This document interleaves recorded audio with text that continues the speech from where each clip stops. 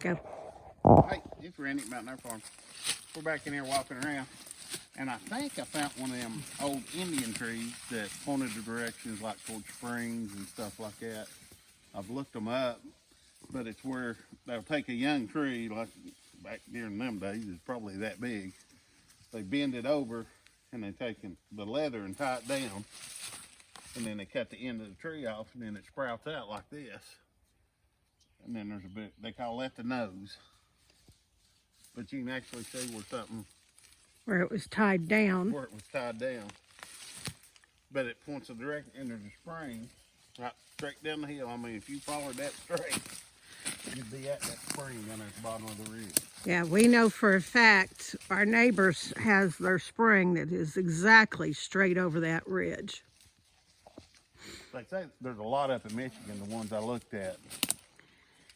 Right. But that's what it is. And this tree is very old. Yeah, I mean, look at the base. Yeah, I mean, the base itself is old. And it is very, very, very big. It's usually on white oak. Usually it's white oak. I think this is a chestnut oak.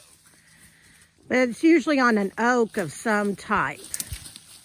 Either white oak, red oak, chestnut oak. Now this side's got some definition. Right.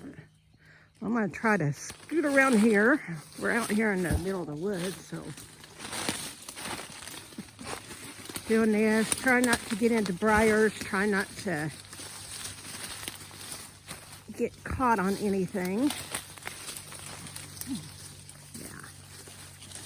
This has definitely got the definition. Yeah.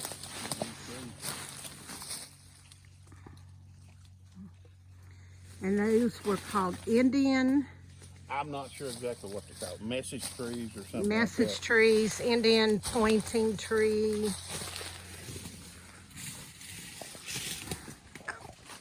Put that right there. So years ago when you didn't have, GPS and Google Earth and MapQuest, what they would do, they would, like Randy said, they would take a tree limb, bend it down, and tie it off with like a leather strap and cut the end off, which is called the nose. And I may be mistaken. They may have been a big tree falling and split there, bent one over, Well, and it grew like that. But it looks just like them yeah.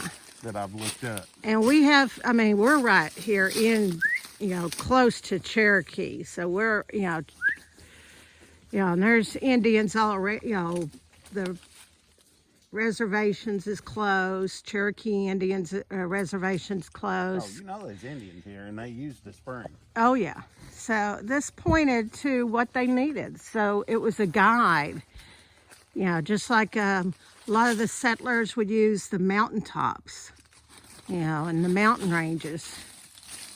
I mean, the only reason I think it's an Indian tree because if it's just random out in the woods, but this actually points Straight that to spring. that spring. Yeah. Well, we're just out doing a little exploring this morning. It's a beautiful morning here in East Tennessee. A little cool, a little crisp. It's going to be a beautiful day, and we're just out enjoying what the good Lord's given us. Well, remember to like, subscribe, and share. We love your comments and suggestions. Randy, pull up that one thing on your phone real quick that you showed. He's got a diagram that they show, and you can look up Indian bent trees. Oops, got a little bit of a glare here. Yeah.